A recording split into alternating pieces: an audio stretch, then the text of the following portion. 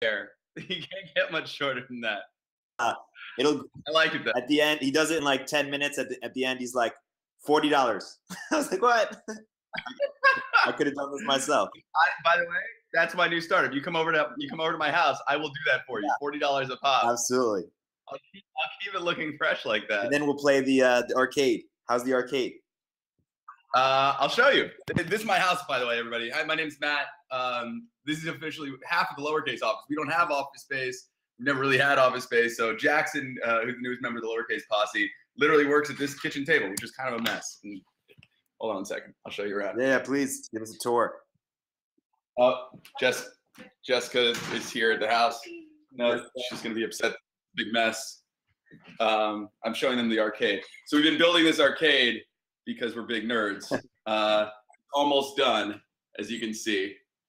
It plays literally every old school arcade game you've ever wanted to play because I'm a big kid. Also, just ordered the HTC Vive, which is super exciting because we built a computer to run all the VR stuff the other day. Oculus coming in a couple months, and the HTC Vive coming in a couple months. Mazzeo, I got a question for you. So first off, this is Product Hunt Live. Matt Mazzeo, lowercase capital, welcome to Product Hunt Live. Thank you for being here again. Now, everyone's dying to know, how are you both a baller and a nerd? How are you both beautiful and like really geeky? You know, how do you do this? Shall inherit the earth, man. That's what happens. Say it again. The nerds shall inherit the earth. It's the truth. I don't know, man. I've always been a nerd. I think we're just lucky that nerds became cool in the last few years. Because back when I was in high school, being on like the Chem Olympiad team, no, I was a chemistry nerd. I like traveled around and did chem competitions. Get out. Yeah, man. That's how we do it. Your sort of ability to inject, like, you read deeply into very esoteric stuff. Like, I do. Tell me more. Tell us more about a lot of science stuff, a lot of game stuff. Tell us more about your esoteric interests. Recently, so I'm one of these. I go super deep on something. Something catches me. I don't know what it is, and like I have to go super like way deep on it. It could be weird shit. So like once upon a time, it was anime and manga, and I went super deep into that world and like learned everything you could imagine about like Naruto and Bleach and all these. Make your own manga? What? You make your own? No, I don't make my own. Come on, Eric. I still have a life, but no. But I read, like, if you haven't checked out Naruto yet, you should go check it out because it's like one of the greatest stories ever told. But recently, it's been really deep into genetics and genomics, and so a buddy of mine, D.A. Wallach, who, if you don't know him, is really scary smart. We went to college together. He was in Chester French. So any other generation, if he was born in Italy a while back, he would have been sponsored by the Medici family. That would have been his patron fam, because he's one of these brains that sort of thinks both in art and science and math and philosophy. But he, after putting together Chester French, recently he's been putting together sort of investments into healthcare and healthcare tech.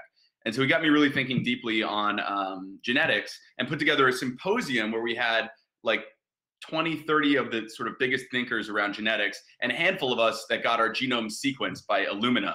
And it was an incredible moment. You sort of got to sort of hear what's out there. So I don't know how much people know about CRISPR, but if you haven't been paying attention to it, there's a great TED Talk that just came out like a week or so ago about what was Science Magazine's 2015 Award of the Year. And CRISPR technology, I'll try to do my best sort of layman's job of it. It's a technology that effectively turns the human genome, which used to be sequenced for $3 billion and now can be sequenced for roughly $3,000, into, think about taking that entire sequence of 3 billion G's, T's, A's, and C's and basically making a Word doc out of it. And now you can, with the simplicity of CRISPR, cut and paste out certain genomic sequences, which is incredible. Like when you think about the implications of what that technology will do for the world. And it's something I've been digging deeply on lately. This brings a bigger question. So from an outsider perspective, you obviously you joined Lowercase a few years ago. You and Chris Sacca have, maybe the most successful sort of, seed fund ever, at least one of those funds, or a couple of them. Why not go big? Because the way you're describing when you mentioned symposium, I think of Andreessen Horowitz, who has a lot of sort of symposiums and people that think about certain specific fields and have built this whole sort of roster that does a bunch of different things, not only services, but also allows Mark to explore his intellectual interests further, like economists on staff, so to speak. Why is Lowercase still, so small? Why, I know it's a deliberate decision, obviously. Yeah.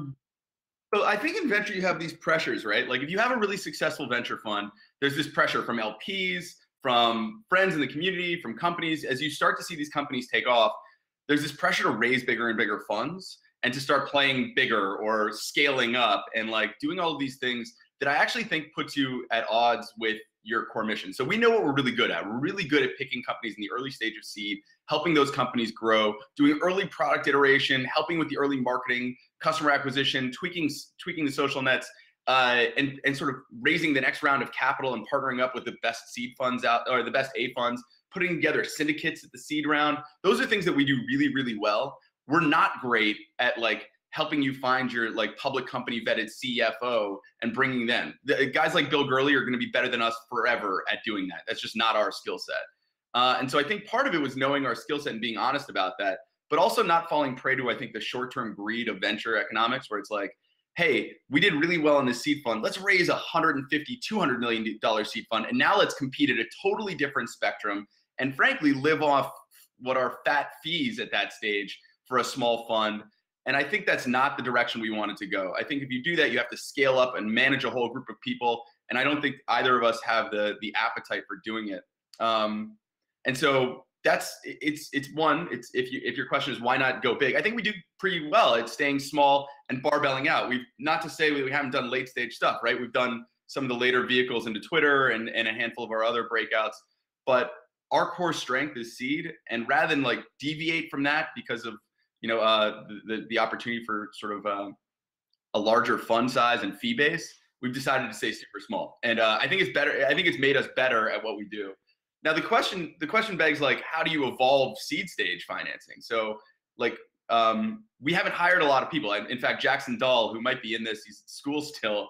He graduates in May. Is the first addition we've made since I joined 3 years ago, and he's enabled us to sort of do a bunch of these things in terms of servicing companies that I care about a lot. And so in the last few months, you've seen us roll out a couple of these things that allow us to scale how we service seed stage companies without like scaling up a huge marketing team or a hiring team or any of those things. We've sort of pulled from the crowd, enabled things like Lowercase Alpha, which is a distribution platform I'm happy to talk about. Alpha, you launched it, a few weeks ago, maybe a month ago. I'm on it. It's fantastic. Tell us how that came about. And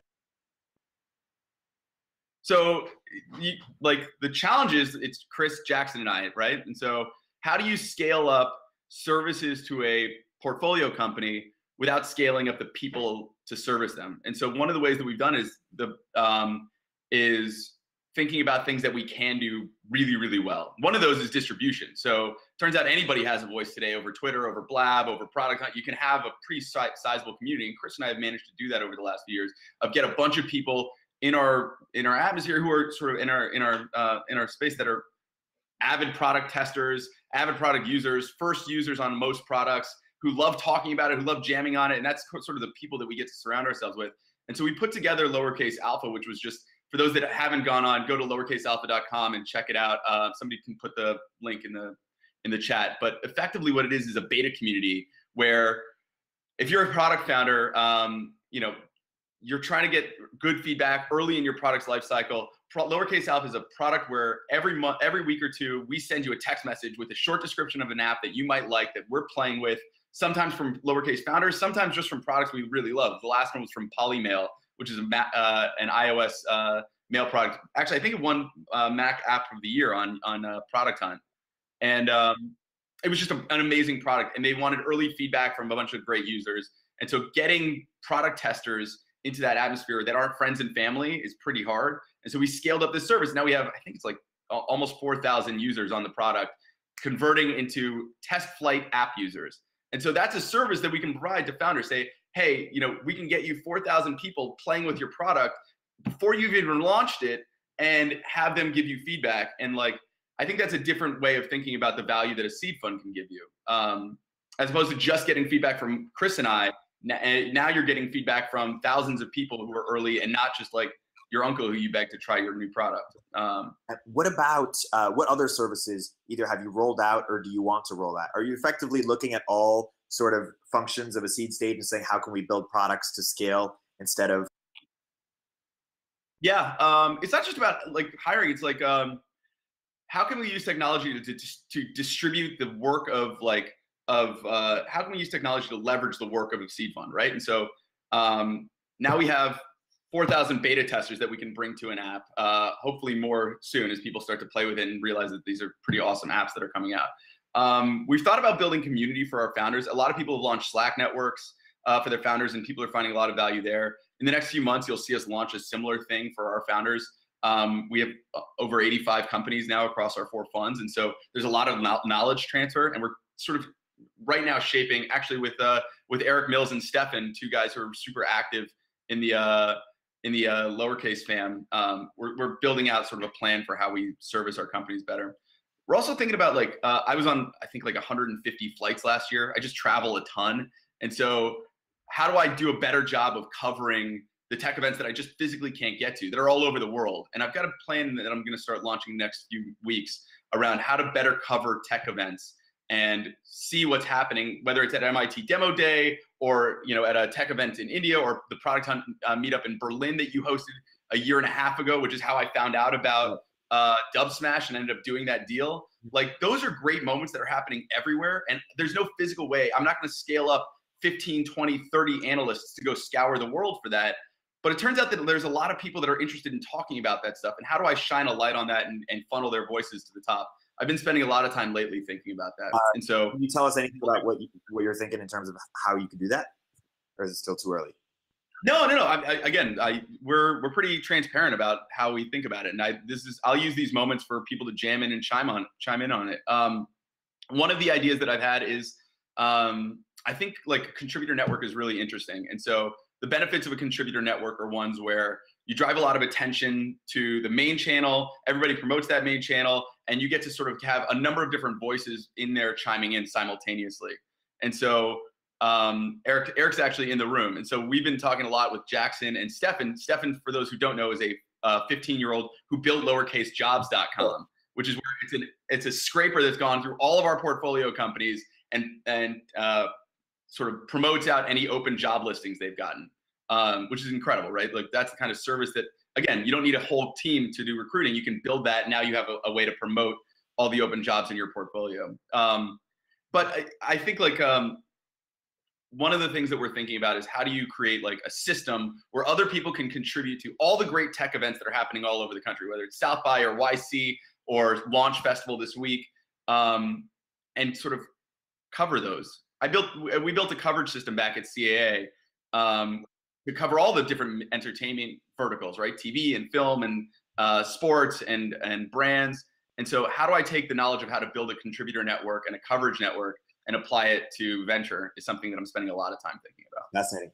Tell us about the grand vision for Lowercase. What does it look like in 5-10 years? I don't think it looks that different than what you're seeing. I think we figure more ways to scale great services to our portfolio. You're seeing us actively think about it, right? As you get deeper into seed, and keep in mind, institutional seed is kind of a new entity. And most of those early seed funds have gone up that route that I told you earlier. They've scaled up and are now sort of moving into Series A and bigger check sizes and more aggressive round allocations. To be a collaborative seed fund, what does it look like now that you've got a few funds under your belt? I don't think it looks that different, except I think we've built more technology and more services and more community in and around the service to it. And so does Lowercase Alpha have 100,000 or 1 million subscribers on it that are now each month trying new products that are early and sort of helping from that perspective? Does that community exist now around Lowercase Alpha where people are bringing up more and more sort of events that they want to cover and talk about? But I don't think we've gotten to 15 partners. I don't think that's in the cards for how we think about it. Chris basically did a 10-year vetting process on me. We met over a decade ago before he brought me into Lowercase. And not to say we wouldn't grow the team, but it's not an aggressive we're looking for the next group to bring in, and we want to scale a huge fund size. Yeah. I still think early stage seed is the most exciting time to be investing, the most exciting part of the value stack, and hopefully this industry still exists and we can still keep building like this. Yeah, I mean, you guys think really smartly about how to spend your time, as VC and where's most effective. I remember you telling me that it was a third, right? It was a third. Yeah. Nice.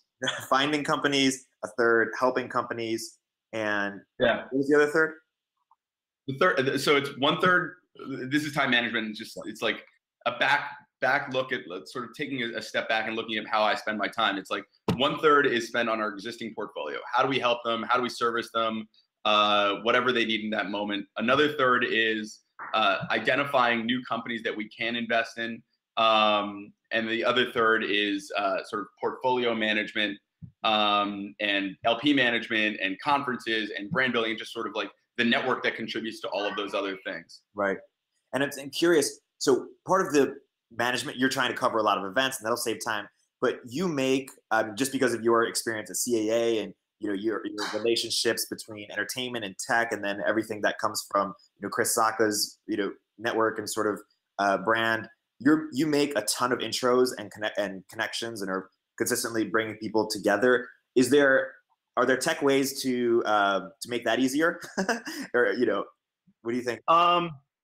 Yeah, I mean, like, I'm sure there are. I see a lot of those, like, products that are built around how to better leverage your professional network and intro solutions and all of those kinds of things. But the more I've tried to like scale those and like take away the work of those or can load those responses, the less valuable they become. I think Chris and I spend an exorbitant amount of time, and well worth it, on like crafting good intro emails and like spending the time there. Turns out, like, yes, you can scale up those connection like processes. Like, literally, I could can a response. It's like, here's this person, go. But like, if you've ever seen one of Chris's intro emails, he's hilarious. He like puts like an anecdote about one person, anecdote about another, sets up the opportunity, and he does it in like 6 sentences. And it's like a structure, right? Like, and he's amazing at it. And I try to emulate some of that. But I think introductions are actually one of the most important things that like you do in venture, connecting people and frankly in most industries.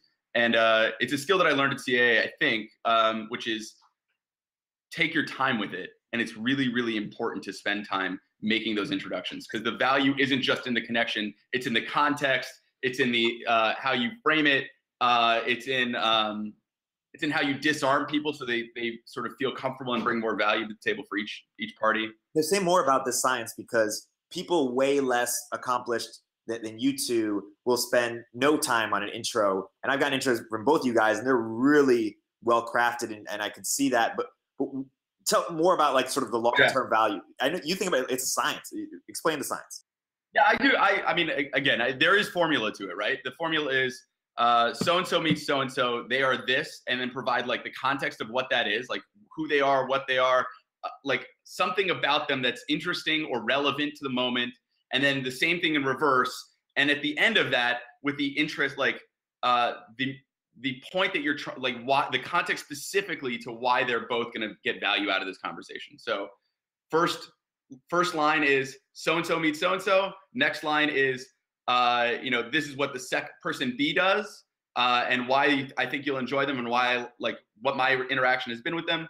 Then it's what person A does and a little bit of like why they're valuable, and then the context for why both of you will enjoy it, and then immediately like let you two take care of it. And always opt in. So I never say I'm going to make a blind intro.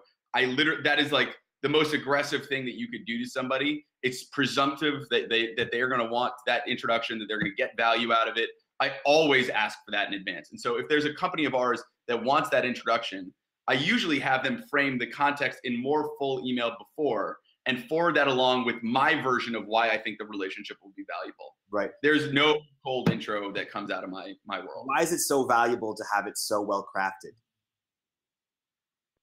Because people are busy as shit, and it's social capital. And so the combination of like, I'm super busy and this is going to be an important moment, and like people will usually take an introduction if I bring it to them in the right context. And so I don't want them just to take the meeting. I want them to actually get whatever the objective is out of the introduction. And so I don't just like set people up like, hey, I think you two will enjoy each other's time. You can do that through a lot of people, and social is a great vehicle for it. I do it like specifically, hey, here's the moment that I know you're gonna have value on. And I hope in addition to that, you guys build a great long lasting friendship.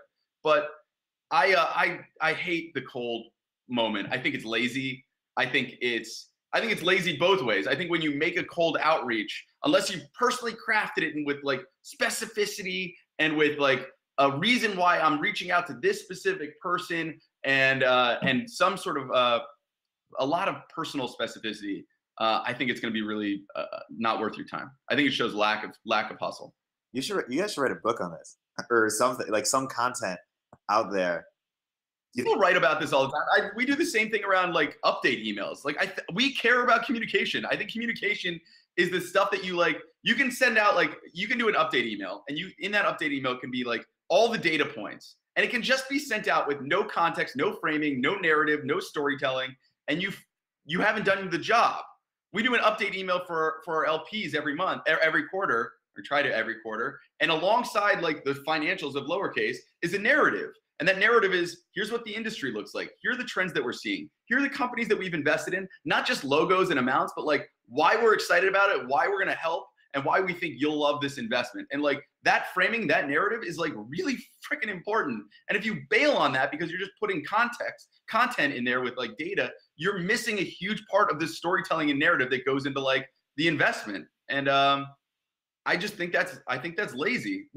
I've spent the entire last month and a half going through all of our portfolio, every single one, and trying to frame for them what I believe to be the perfect investor update. I think it's worth the time. Like we've had catch-up conversations with all our companies, and I spend a lot of time putting out like, here's what I believe the best version of an investor update is. And this comes out every once in a while, and like some firms have done great versions of it. Like First Round, I think, does an amazing job of it.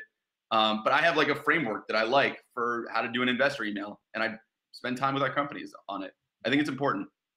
Will you ever publish one of those as an example, or are they super private? Why don't we do it right now? I'll do it really quick, and somebody hopefully who's watching can take a note on it, and maybe they can type it up. But yeah, I'll eventually do like not just a write-up, a Medium article on it, but maybe have some of our portfolio companies share with like the numbers blurred out. Like we have some of them just killer updates.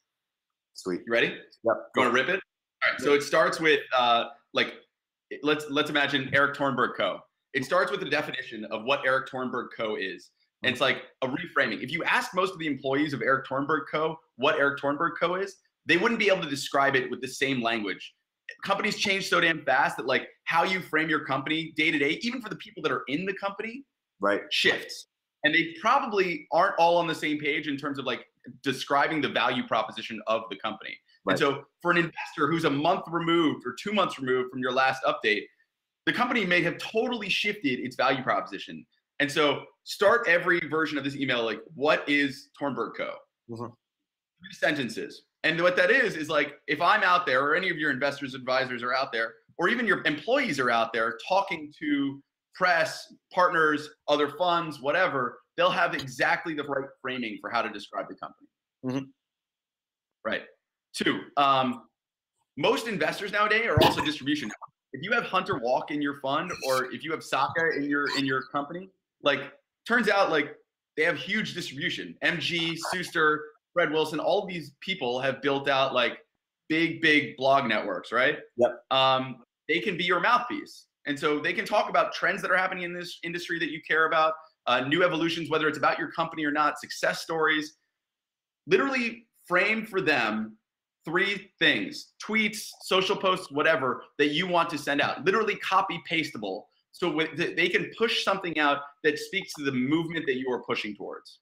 Mm-hmm. I believe it's actually a really sort of missed opportunity for those updates to be like, these are all homework assignments. I treat like the update not as like a moment where you're reporting back to investor, but like as a homework assignment for all the people that are in your world. Also, like, I care about the framing of it. Don't BCC people. CC everybody that's on your team. Make them all aware that like, hey, we're all sitting around this fire together and we're all like responsible for helping together. Like the BCC makes it seem like, oh, I don't want to reveal emails. Turns out like your investors should feel like they're employees, right?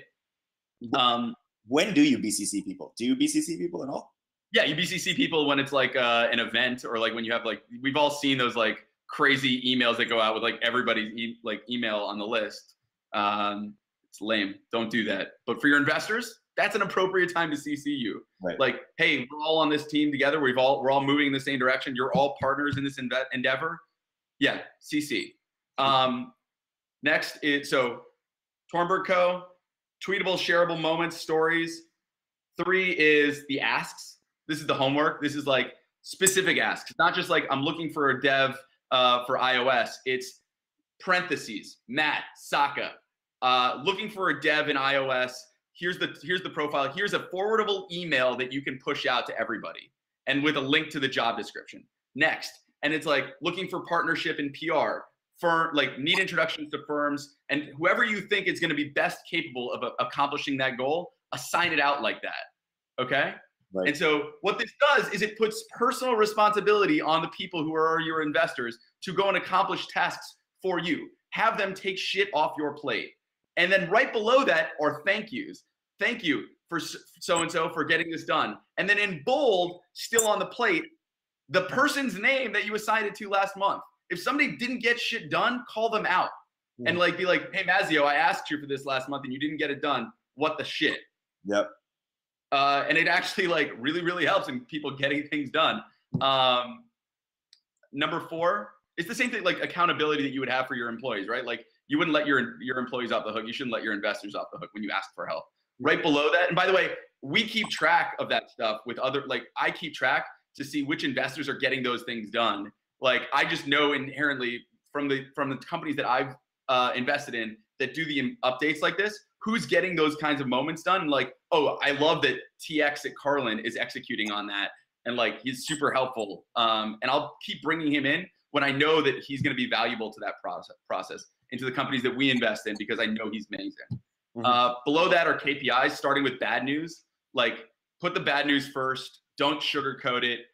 Give like a chart that's like whatever your 5, 10 KPIs are, put them all together and put some under the bad news category, some under the good news category, and make sure that those charts are continuous. And like, you can automate a lot of this, by the way, like by assigning it out to different people in your department, in your company. Be like, hey, does anybody have an ask for the investors in X, Y, or Z?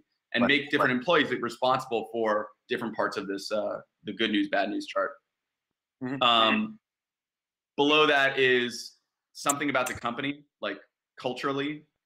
This is actually one that most people forget. Like, turns out you're building these great memories, and like I recommend to all of our companies that they like store some of the narrative of like the evolution of their company, like that big client that they sold, that big you know, an internal birth, a company photo, like all of those things are like milestones along the way. And it's easy to lose sight of like the humanity of this in like just the numbers of the update.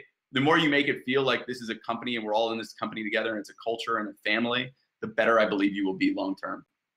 And so I always include like something about whether it's a customer success story or an internal success story, something about the company and the team. Now let me ask. What? You just open. No? Yeah. You've been asking a bunch. Why you? Do you have? I hear an echo. Do you have this page open in a separate window? Or now it's good. I don't. No. Now it's good. And don't worry, this will be edited. Okay, let me ask you this. So you've been investing at Lowercase 3 years now? Yeah, a little over 3 years. Over 3 years.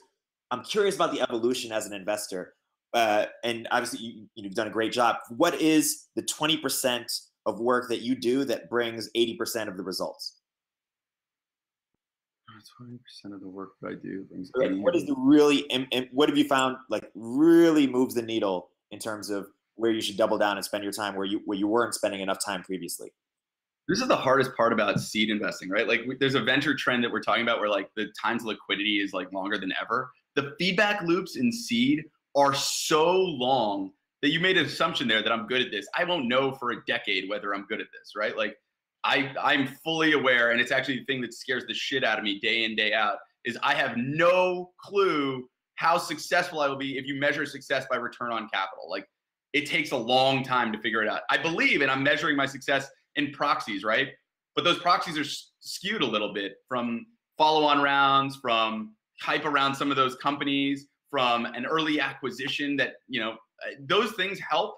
but like I won't know how good we are at this for a long, long time. I think Chris's legacy pretty secure in lowercase one and some of the early investments there. But for me, I got a long way to go before I figure it out. Let's be straight about that. I think the stuff that I spend my time on that'll be most valuable. It's a hard question.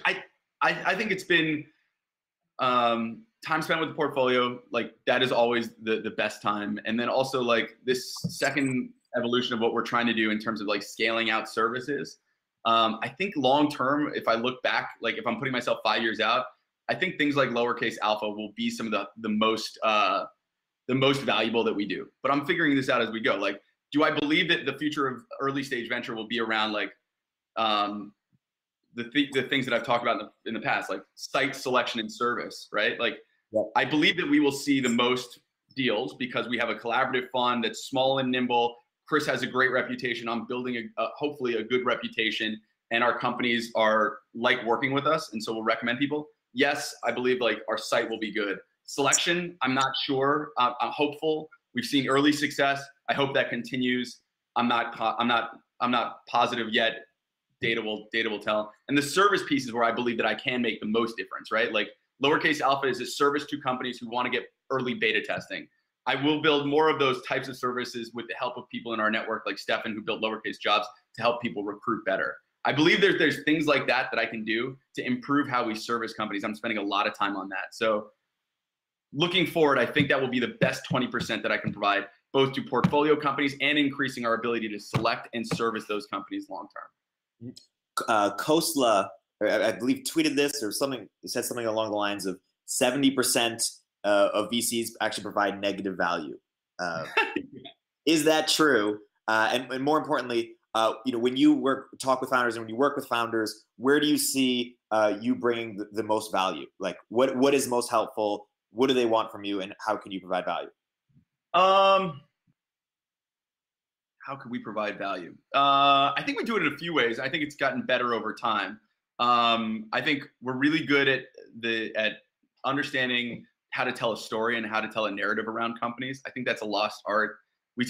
I brought this up before. We care about it a lot. How you tell your own story and how you pitch it is something that takes years to learn. Or some people are just natural orators. Some people are just natural at like framing beginning, middle, and end to a story and understanding how to craft that pitch for different audiences. It took me years at CAA learning from guys like Richard Lovett, who is probably the best salesman I've ever met, and some of the people there who are literally the greatest salespeople of all time, and they just tell stories. Richard's so good. Why is he the best? What made Richard so good? Empathy. He was one of the first people I ever met. He'd spend most of the conversation just listening to what you wanted, listening and understanding like what drove you. And at the end of every conversation, he tried to like deliver value. He's like, what's one thing that like you most want to accomplish in the next year? And from that, he would leave. I don't care who the meeting was with. It could have been the biggest person in the world. It could have been somebody who was just on the up and up. But like he would end a conversation like that and take the note on like who that was, what they were doing, and then try to execute that. It was a crazy value proposition for anybody because Richard was one of those guys who could make anything happen. And He would try to for everyone he spent time with.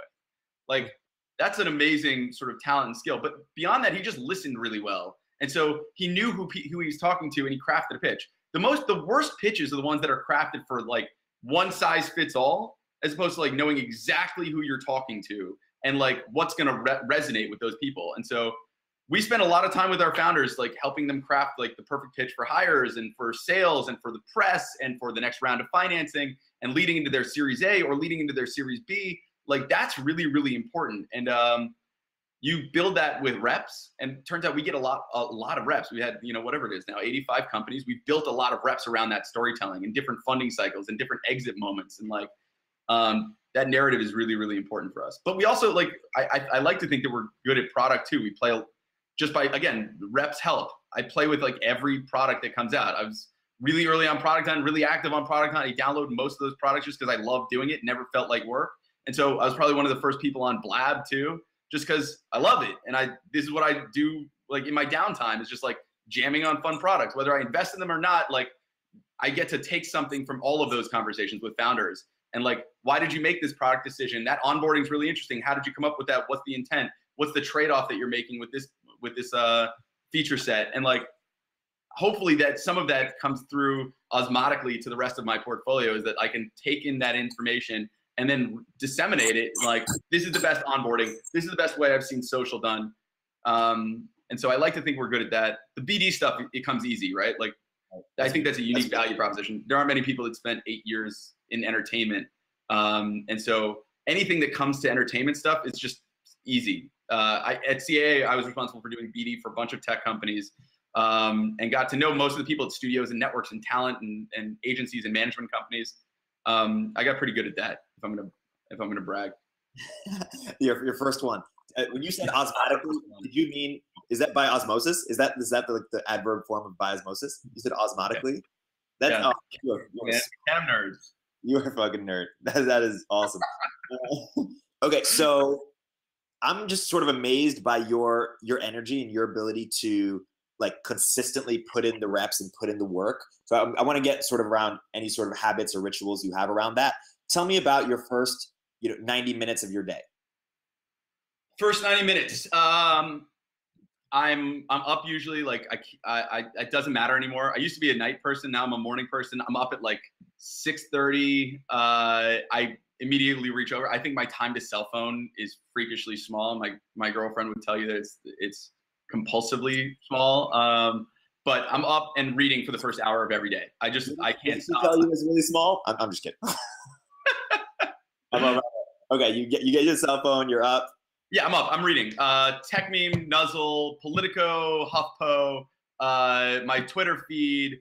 I'm like trying to pound as much of that information as possible. By the time 7:30 rolls around, I like to think that I've cut Medium. I like to think that I've covered almost all of what's happened in the last 24 hours and will be talked about in the next 24 hours. It's how I spend my first hour. I love that moment. I probably I've gone through my homepage of my phone, which is like, let's see, Product Hunt, shout out, Nuzzle, my Slack, Twitter, and the 10 sites that I check every day.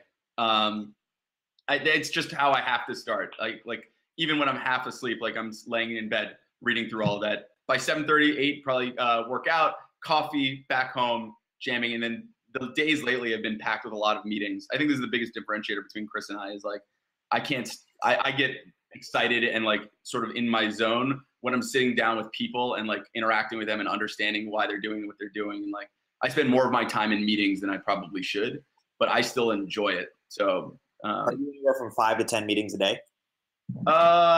Yeah.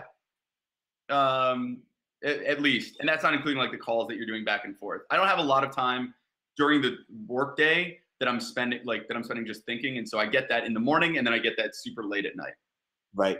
And do you? And Chris spends more time sort of writing, would you say, or he's also a kid. He's way better at like, I'm gonna dive in for this 2-hour period. I'm gonna crush email and get through that. And I'm the kind of person that like, I'll have an idea, I'll pick up the phone, I'll give him a call, and like try to jam with him, and he just hates phone. Like, I think it's his least favorite medium. I'm like the exact opposite. If you know me and at all, if you're in this chat, you can attest. I FaceTime people. Like, I'm a FaceTime assassin. I want face-to-face. I want to see your reaction to thoughts. I want to jam with you like that. I do that to you like half the time too. You've been like overseas, and like I'll have an idea for like, hey, this is an interesting one for you guys to think about, and I'll like FaceTime you. It's a holdover, but it's also like, for me, this job's a little bit, it can be lonely at times because I'm sitting, at this desk until Jackson came on about a month or two ago. It was literally just me at the house, like in my own world. And so I get my interaction from like all of these different meetings I'm taking. It makes me sharper. Do you have any other sort of rituals that you swear by? Rituals, like in terms of like anything like you do every night, or something you do, in the middle of the day, or something every week, or every quarter, just something that a habit that you've picked up, or something that has been a good luck thing, or just. No, I think there was a ritual that I got into before where I did like the live streaming stuff, and I was kind of doing like the morning jam session every day, and I kind of miss doing that. I don't have a ritual around like. Are you getting feedback? Okay. I don't have a ritual around most things. It kind of.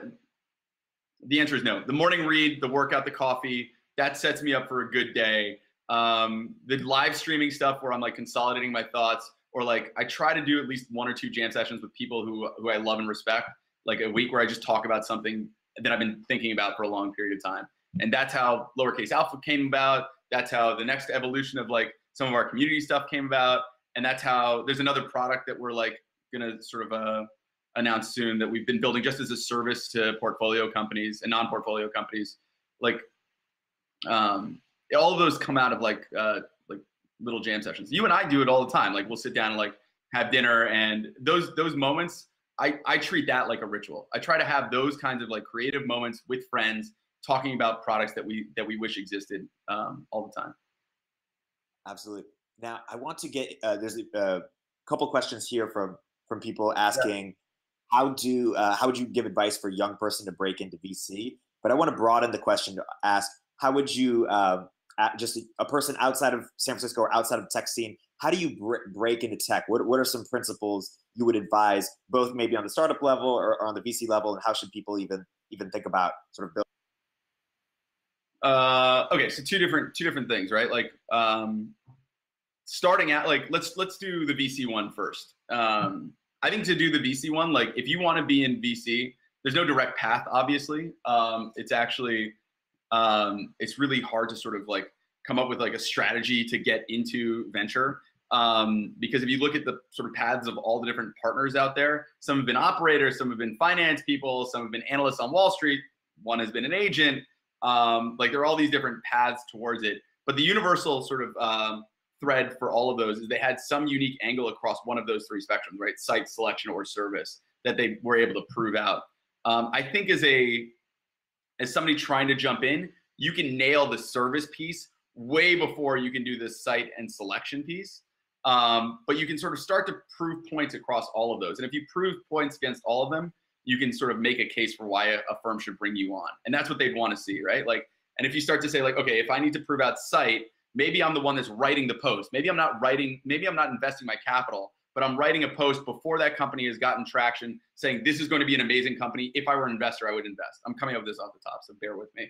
For selection, same kind of thing. For the service piece, you can actually do that right now. Like Stefan, who I've talked about a couple times in this podcast, is a 15-year-old in 9th grade who built Lowercase Jobs on an off day and decided he was going to spend a few hours of his time, or God knows how much of his time, collecting all the job sites that exist for Lowercase companies, publishing them to a website that was like branded with Lowercase stuff. He didn't ask permission. He just knew it would be valuable and posted it out. I'm like, that's amazing hustle, and it's a huge value proposition. I've given this advice to a few people, like even who are, principals or associates at different companies. Like if there's a firm that you wanted to work at, right? Or a partner that you wanted to mentor, that you wanted to be your mentor, identify their portfolio companies, start adding value to those portfolio companies. Just reach out and like literally just deliver whatever value you can, and find a way to say to them, hey, I don't need any payment. I don't need any recognition socially, with the exception of if you would say a thank you in your next investor update, that would be hugely helpful. And so if your name, person X, kept appearing in my investor updates as, hey, we had this amazing, person come in and help like across all of these things, and I kept seeing your name appear over and over in all of these investor updates, I'd be like, who is this human being that's like delivering more value than half of the cap table? That's incredible. And you can just start doing that now. You don't have to ask permission. You just go and help all of those portfolio companies. I would make that case, right? Like, turns out I'm of service already to your portfolio. I'd like to do even more and make it my full-time job. Hire me. That'd be an interesting pitch.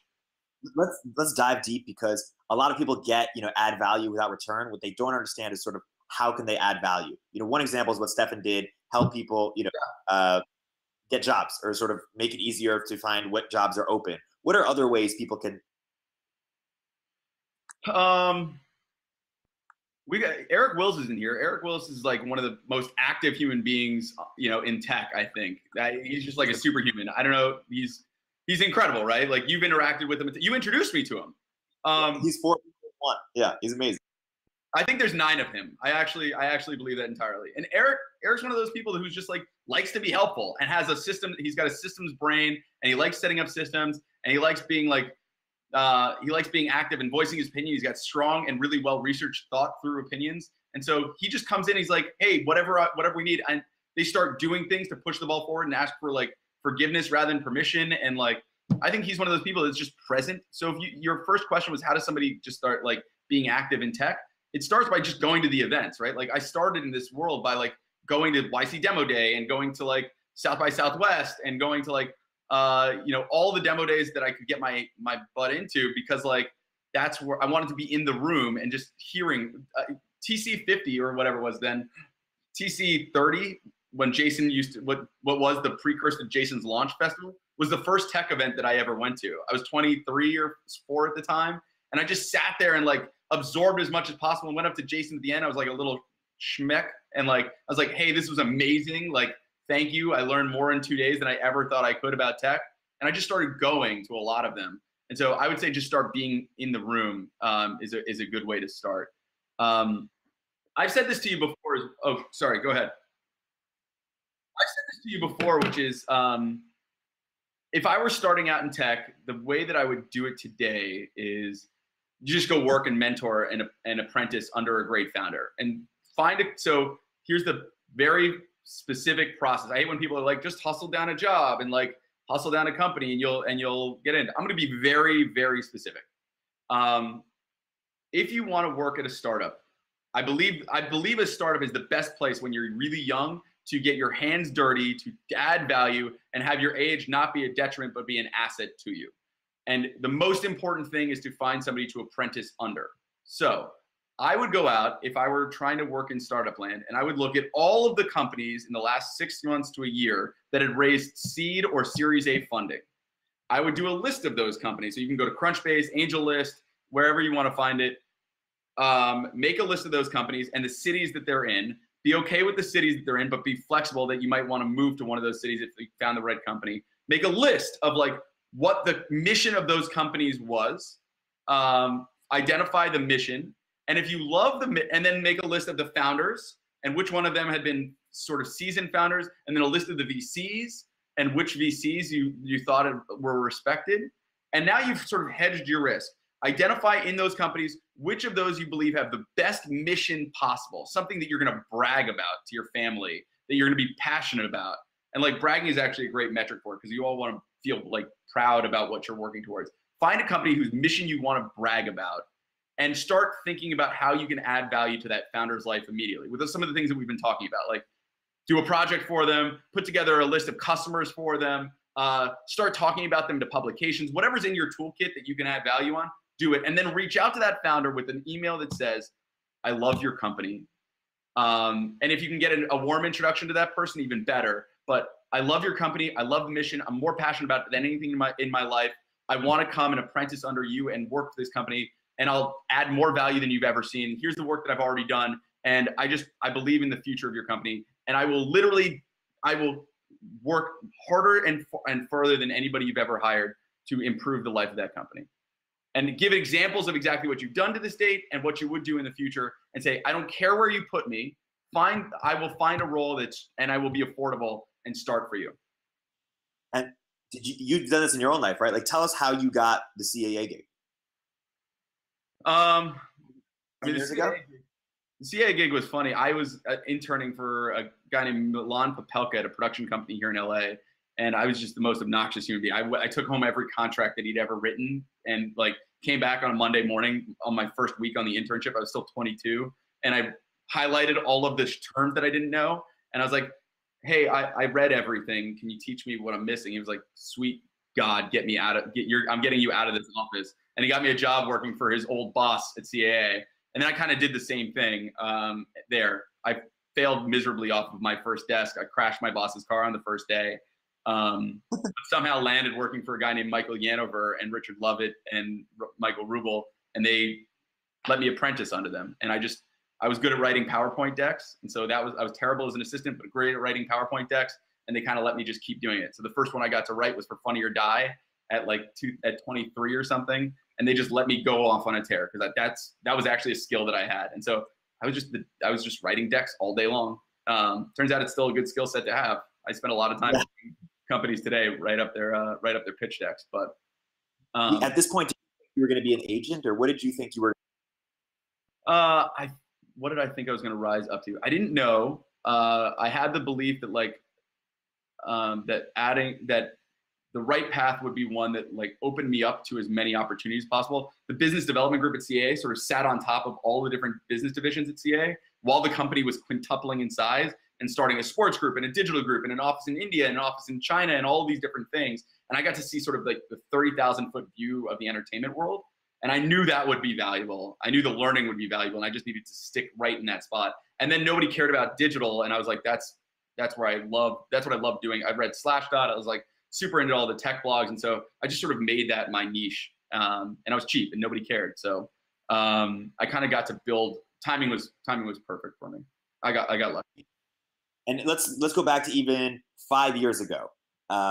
Before lowercase, but you've been you become exec at CAA. Life is good. But how did you think? Hey, these are my skill sets. These are my assets I've built up. What's the opportunity? How were you what's the long-term opportunity? I wasn't. I was just head down. I wish I could say that this was all a planned trajectory. None of it was a planned trajectory. It was heads down. What's the opportunity right now? Am I building more? Am I learning more? Am I head down on the projects that I'm excited about? Am I passionate about it? Do I have good mentors who have my best interest at heart? And am I part of a growing organization that's exciting that I feel proud to work at? And there wasn't what? Let's say you were evaluating it, knowing what you know now about sort of the tech industry and your skill sets and the opportunities. Did you think if you go back, did you think you might want to start something? Obviously you have a dream gig, but how does it? What ties this thread together? What threads? What thread ties the people? The people is the answer. I've always gotten to work with people I really, really admire and respect. And so I wasn't looking to leave CAA. The clients were incredible. My mentors were amazing. Richard Lovett, Michael Yanover, Michael Rubel, Brian Lord, those people are, and all of my closest friends still. I still go to New Orleans every year and build houses with 40 of my old CAA colleagues. I could walk down the hall and see some of my favorite people in the world. I get to work with any clients and build any kind of project we wanted. There was literally never a no, and the company was fun and exciting and growing. I love that place more than anything.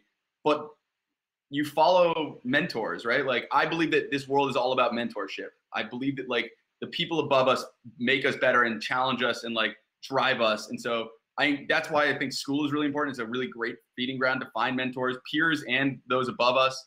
But more important than that, there was a guy who I got to know a decade ago who was the closest to the man that I wanted to be when I grew up.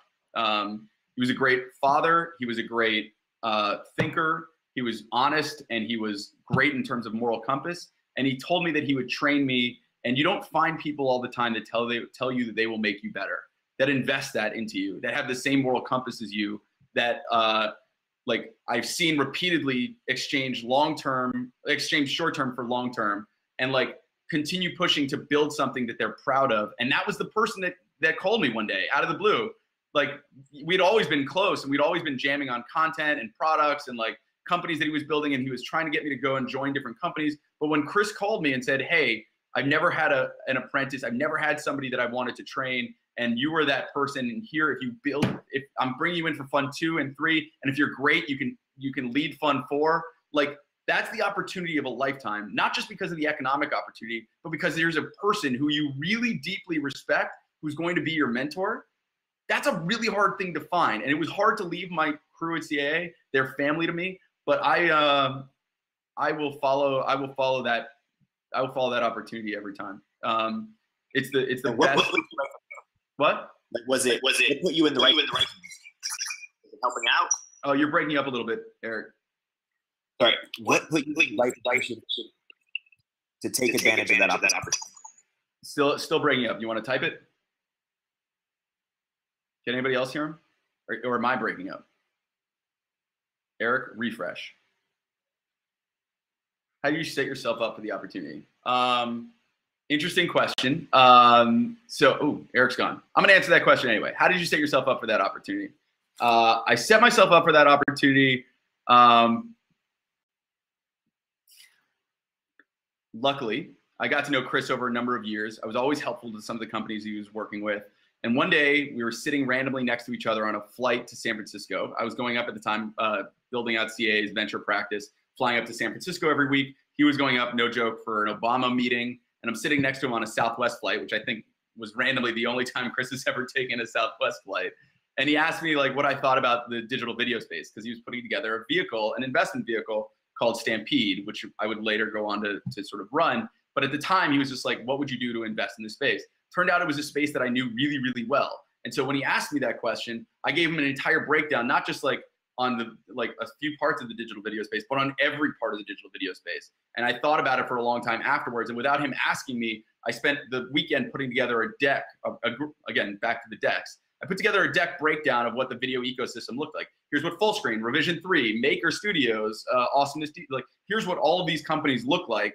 And here's how I would think about piecing them together to build like what a media company of the next generation looks like.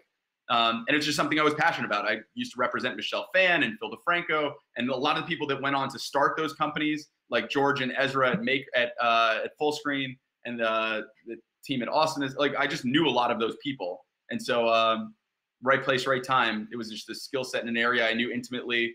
I was ahead on that market, and it was valuable enough to Chris.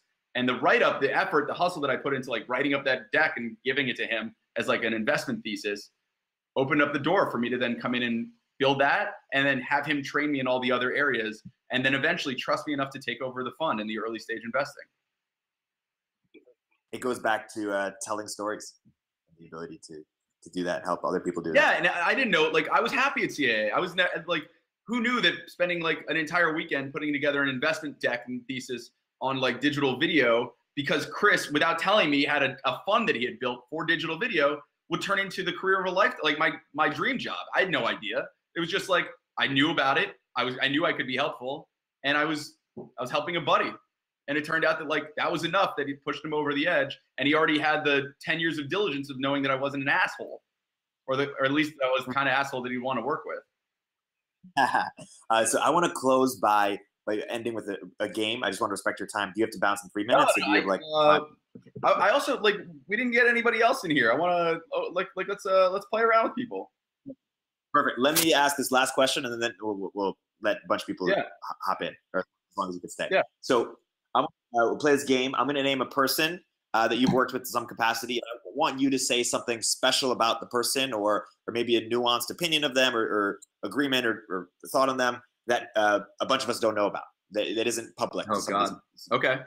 But nothing too revealing. So first, talk about Michelle Phan. What don't we know about Michelle? Wow. And where what about Michelle Phan? So I met Michelle, I don't know how, she was like 21 years old. She had just moved out here from Florida. She couldn't get a job at Dillard's. So Dillard's, she applied for a job back in the day at Dillard's doing makeup behind the counter, and they wouldn't allow her to do it. And Michelle to this day, like she was taking care of a bunch of family. She was helping them out. Michelle is one of the most humble and down-to-earth human beings you have ever met. Like, and it's not an act. It's not like a character. She just helps people all the time. Like, she really is one of the most humble human beings I've ever met. Like that job at Dillard's that they rejected her on, like just drove her. She's also incredibly curious. Like the other thing you might not know, she studies everything from like Eastern medicine to like what's it called, to astrology, to tech and science. She's like one of the biggest nerds you've ever met. Like first on all the products, like loves playing with products. She's a gaming nerd too. She's just like this incredibly well-rounded, humble, awesome individual. And I got to see it like firsthand early. And she treated everybody with like this incredible respect too. Everybody that she ever worked with incredible respect. She's one of my favorite people, period. I think she's like this generation's Oprah. Like she just comes from the best place ever and wants to empower other people to do better. I don't know what else to say about her. She's really, it's not just like makeup videos. You knew from the very beginning that she was like building something incredible. And all the success you're seeing now was like a decade of work in advance. She really is that special. How about our man, Gary V? What is he so great at? Gary V, what's he so great at that you don't know? Gary V's, you know what? This is something interesting about Gary. I think, and I've known Gary. Gary was a client at CAA back when he was like the wine library guy, and he was becoming a wine lifestyle expert. So pre-Gary V that we know him today, he was just a person who loved wine and built his parents' wine business into the most successful wine e-commerce retailer in the country. But what you don't know necessarily about Gary is, because he talks a lot today, is that he's an incredible listener. Like, he spent, the way he got into this world was by taking his skill, wine, holding like wine jam sessions with people and putting that group together in a room and just being a sponge for it. Yes, he had opinions. Clearly he has opinions if you follow him on anything, but he knows also when to stop and listen to people and absorb ideas from people. And so those jam sessions from back in the day, I remember Gary basically like emceeing some of those moments and saying like, I really want to learn about social, or I really want to learn about VR or Bitcoin, and having a corral of the best people in the room start to take on those challenges and just be a sponge in those moments, interject an opinion, but as a way to like spice a conversation that like made him better. And he remembered those moments and took in that feedback. So you might think of him as a person who's like just a guy with opinions, but he's actually like the best listener I've met. That's his superpower. That you might not know, isn't super obvious. core competence or something that makes him great that you know isn't the first thing? God.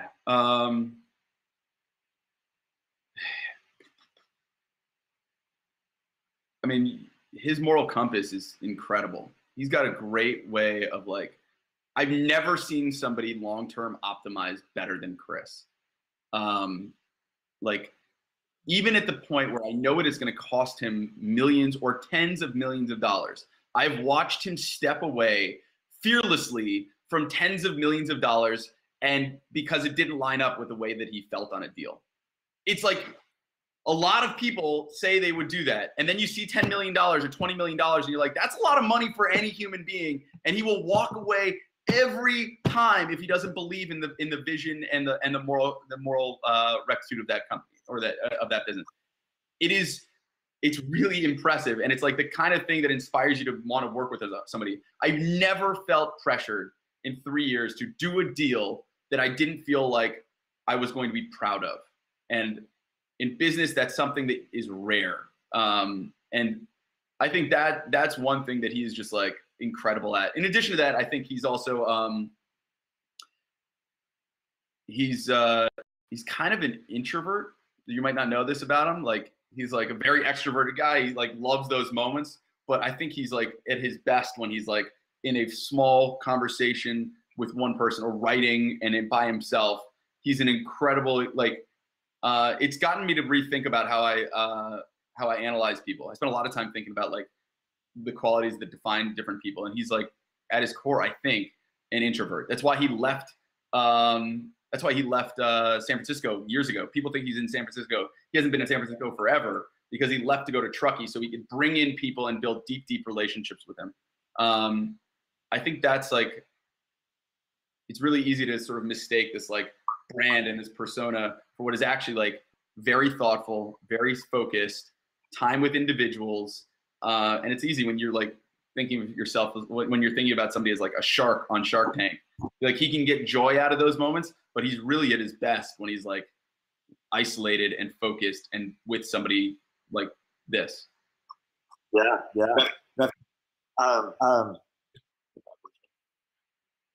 Oh, anybody else want to come in? Somebody else dial in.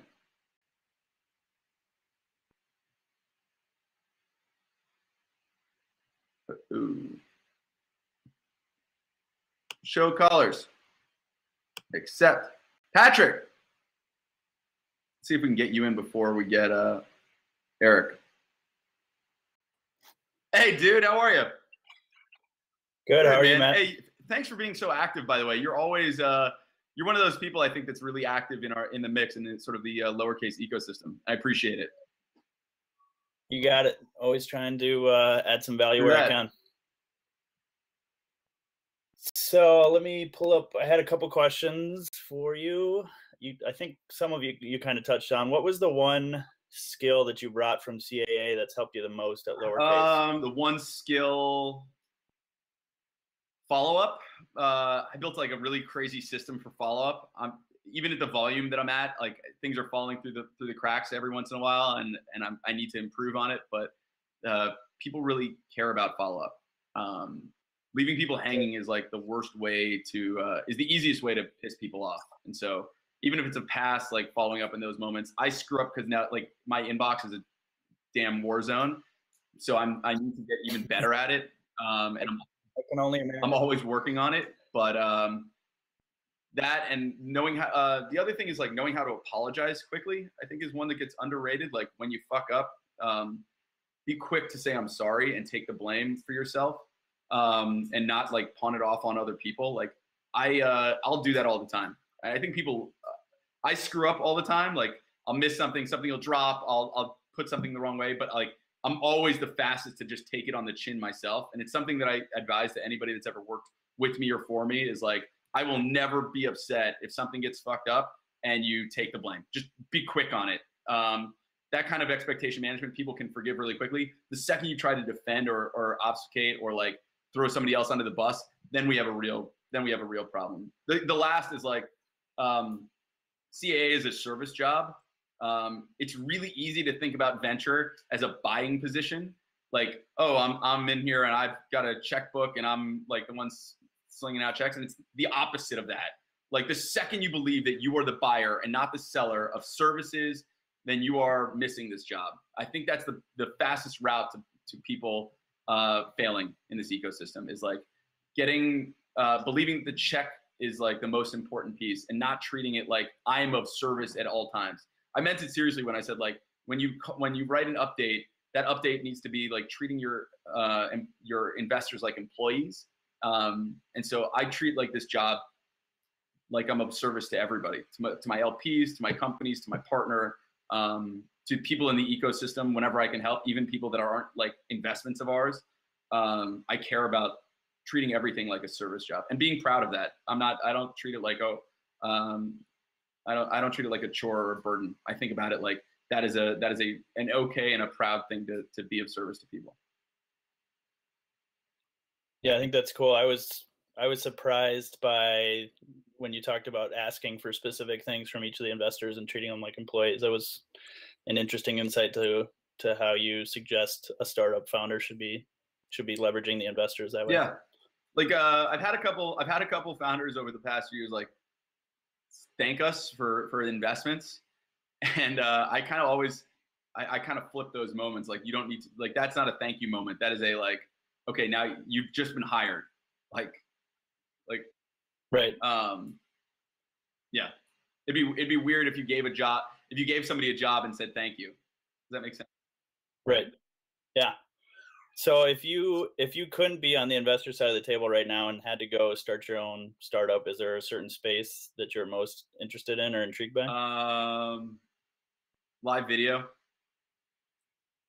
Okay, just like Blab. Yeah, it's just an area I've always been passionate about. Like these are the products that I tend to like gravitate towards. I love meeting new people online. Like I've gotten to know both of you guys through stuff like this, and like I think this live video space is one of the most intimate things we've created as an internet. And so I love the idea that I can like get to know people through these channels. And so I think there's still a lot to be done in terms of how to meet people and how to interact with people in live and the kinds of formats that are being created and like the spontaneity around like building trusting relationships with people. Like you and I I've never put a face to it. Like this is the first time we've talked, but like I know who you are. We've had these interactions before, and live still makes this feel like an infinitely more intimate moment for us.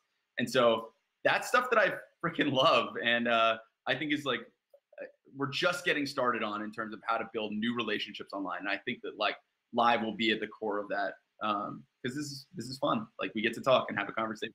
You're in my living room. Like, welcome to my jam session for the win. Yeah. Love it. Yeah, I had a similar experience with Anchor.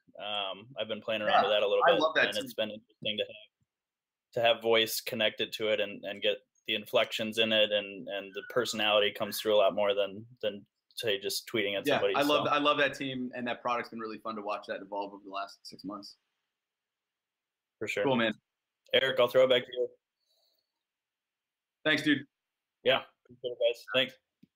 Matt, do you have any systems for following up with people, or are you just sort of tenacious? No, I have an email system. Jackson and I work pretty religiously around a tagging and urgency system. So like, if something comes in from a founder, click urgent. If something comes in from Saka, click urgent. If something comes in like from like a trusted source, click urgent. That's the stuff that I get to first and sort of try to plow through all of that. Again, like I said, recently my inbox has been an absolute war zone, and so I'm not as good on it right now as I want to be. But inbox management is still sort of like, unfortunately, my work list. We'll take another call. Yeah. Accept. Jason, welcome. Jason Meeks. It's also another person that's in our world. Somebody wrote thoughts on the future of conversational commerce. I'm hugely bullish on it. I think that like I do this thought exercise with people. I'm like, how many emails would you say you open of the emails you get? And most people are like, oh, like 75, 80%. And then some people will say like, oh, how many tweets do you respond to? Oh, 75, 80%. And I ask like, how many text messages you respond to? And the answer is like 100%. Every single person, you get a text, you keep that SMS like box at 0. And so I think text is actually like one of the most underrated channels for distribution, which is kind of why I had this thesis a while ago, and it's why we built lowercase alpha over SMS and not over email and not over some other channel. Because I just believe that like if you do it right and you're conversational with it, and it's opt-in and people can do it through that medium, text is like going to be the highest converting channel possible for a lot of products. And app downloads happen to be one of those. And so I'm firmly bullish on the idea that like conversational commerce will be a huge opportunity. And it's not just for sales, it's for customer service. We have a company called Digital Genius based in New York that ingests all the chat logs of a company's customer service and then creates an AI powered sort of chat log for people so they can interact quickly and immediately and get all the answers they need through customer service over text. Jason, what's going on, man? What's up, Mazzeo? How you doing, man? What's up, Eric? How's life? It's good. Can't complain. So 2 things. First of all, when can we expect the GoPro skiing remix? And second of all, I'm on lowercase alpha cool. as well, and I was curious about the latest product is Rex, and I'm curious what specifically you guys saw in Rex that jumped out to you that you wanted to get involved with. Yeah.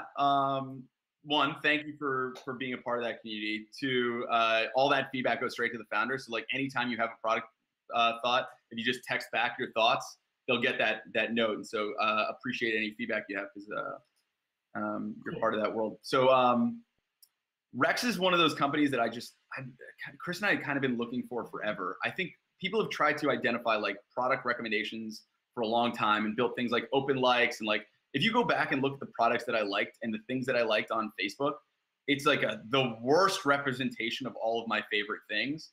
And it's been butchered by years of like, was I liking a page or was I liking a product? And I think that like this world of like, I want to recommend products has been taken from a bunch of different angles. People have tried to do it for like, for commerce recommendations, like my wish list. And nobody ever thought about products as like social in my mind. And so, and everybody that's ever tried to do this that I'd seen tried to like ingest the open graph or the like graph from Facebook and automate like, here are all the things that you like. And it's just the worst representation of me. And so what I loved was that they took this cue of like, we need to create a visual social network, that the products that you love are actually some of the best definitions of the person. And do it in a way that was like visually pleasing and like felt like its own social graph. And so I started playing with Rex and I was like, if you go through my Rex likes, it's actually like the best way to get to know me. Like you'll see books that I love, movies that I love. It felt like, you know, the kind of conversations that you would have on like a really intimate date, like loaded into a platform where you were constantly sharing those things. And it felt visual. It didn't feel just like a product. Nobody was trying to sell me on anything. And so what they did was they turned products into something that I would brag about, like a social currency. And like, I feel like right now still the Rex Vault, the things that I like, that I have posted out there are a really simple way for you to get to know me. And it doesn't exist anywhere. Like I could talk about things on Twitter, on Facebook, and it kind of falls into this like milieu of like stuff that like, it's really hard to see the restaurants that I've liked or recommended or places that or books that I've read. I'll post it out every once in a while, but there wasn't a repository for it. And there wasn't a repository for me to save that from the people that I loved and respected. And they just knew everybody. Ashley, Lent, and Chris, the founders there, are like the most connected, interesting human beings ever. They know artists and writers and publishers and tastemakers and all these different people. And so they had the right combination of empathy, new product, not growth hackers who are going to just try to juice the community by pulling in like all the things you've ever recommended from Twitter and Facebook and smashing it into like one app. It felt visual, it felt fresh. And so we backed it. I'm excited for everybody to get to play with it. If you're on lowercase alpha, you just got it.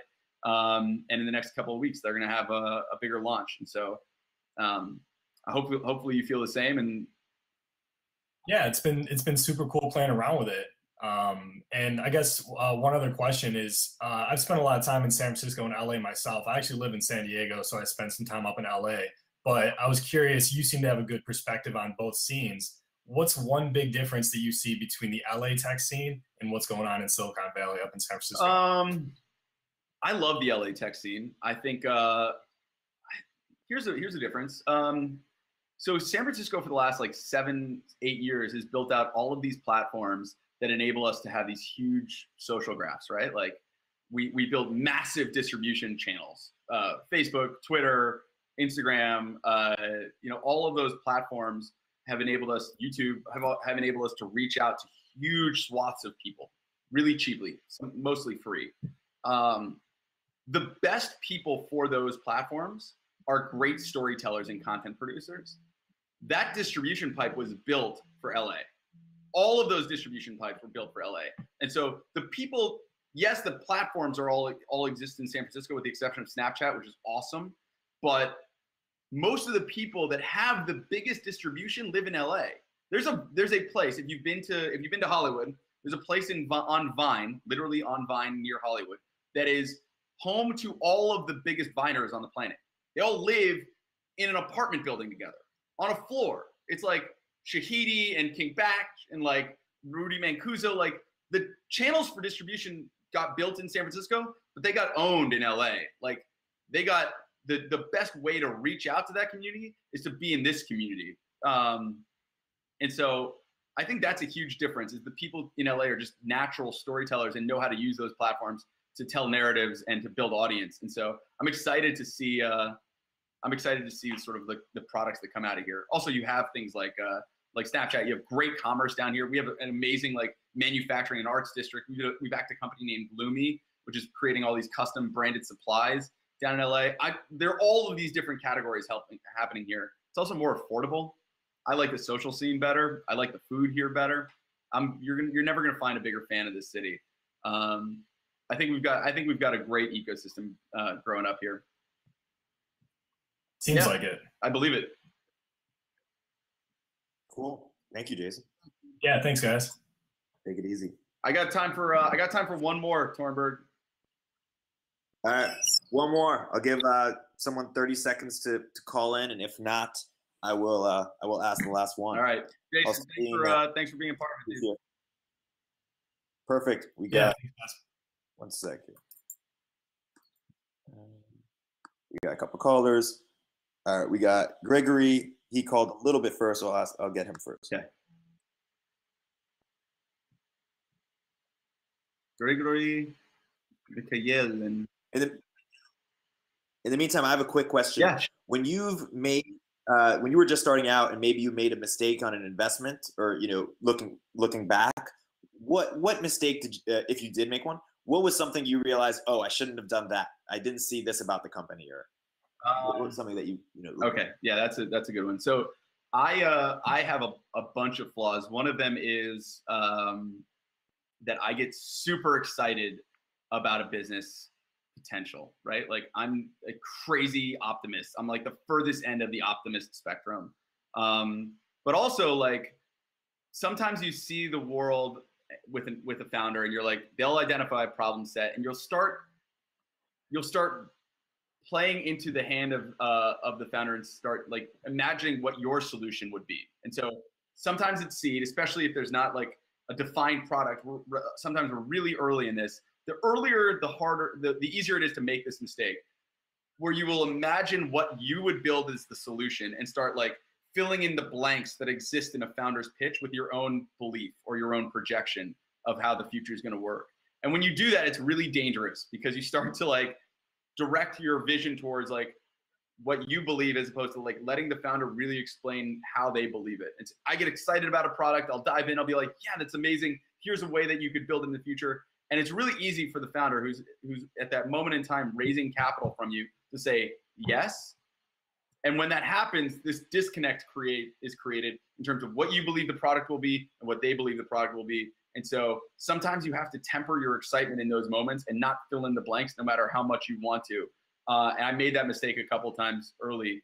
And what it set up was like a world where like, hey, aren't you building this? And the founder was like, no, this is actually the bigger priority. And it turns out that in that shift, I probably wasn't the best investor for that business, right? We didn't have the same belief in where that product needed to go. And so I couldn't be as helpful as I wanted to be. And that led to problems. Even in success, it was just like I wasn't the investor that I wanted to be for that company because the value that I thought I would be able to bring wasn't where the product was heading. And so it's not that the company's necessarily failed. It's just that I failed in what I would expect myself to bring to the table. What's up, Gregory? Hey, Eric, how you Hey, doing? Gregory, where are you at right now? Hey, Matt. I'm in LA. I'm in Glendale. Yeah, California. the promised land. Yeah, absolutely. It's nice to meet you guys. I came across with Product Hunt very accidentally a couple of days ago, and the first thing I came up with was this video chat session. So I go I frankly speaking, I never knew Matt and Eric.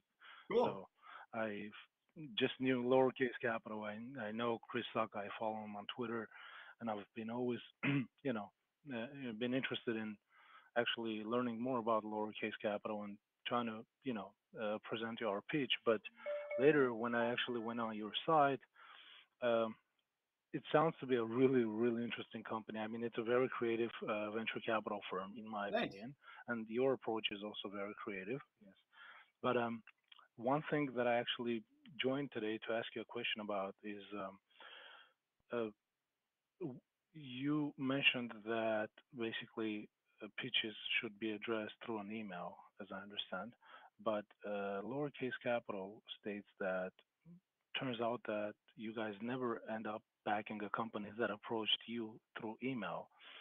And also your website states that you guys don't accept any pitches or you guys don't fund any companies that came out of blue. So you prefer some kind of a connection. So what's my question? My question is for a guy like me who works day and night on his startup, who has a big dream and is a dreamer, how do I approach Lowercase Capital if I don't know any connections, I don't have anybody? Meaning, I mean, I know a lot of people in tech, but not necessarily like people I know don't know Lowercase Capital. I mean, they know the company, they don't know any people out there. So what are the chances for me as an entrepreneur who's been, working very hard to, create this product?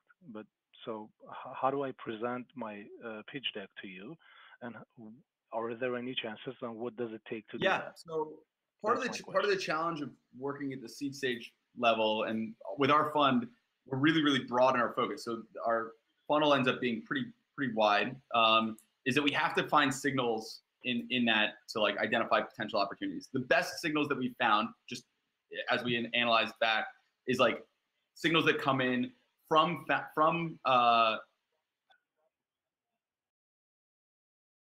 before who are experts in fields recommending companies in those fields. So it's just the best way for us as a fund to quickly segment out, hey, this is a high signal. It's from a founder in that segment and somebody they've worked with in the past.